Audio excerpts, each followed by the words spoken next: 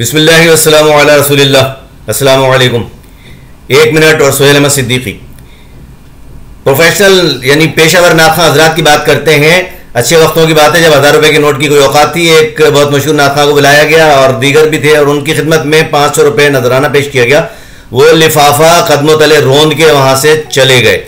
اور کچھ سال پہلے کی بات یہ ہے کہ انہوں نے 5 لاکھ روپے میں ایک رات میں نعت خوانی کا معاہدہ کیا اور جب تک 5 لاکھ روپے نقد ان کی خدمت میں نہیں پہنچ گیا وہ اپنی جگہ سے نہیں ہلے.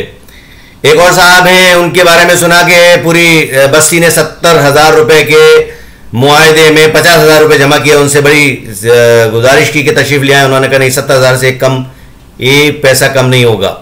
ایک اور صاحب ہیں, ان کے بارے میں شنید ہے دروغ پر گردن راوی کہ انہوں نے ایک رات میں برانڈ نیو کلٹس مانگ لی تھی.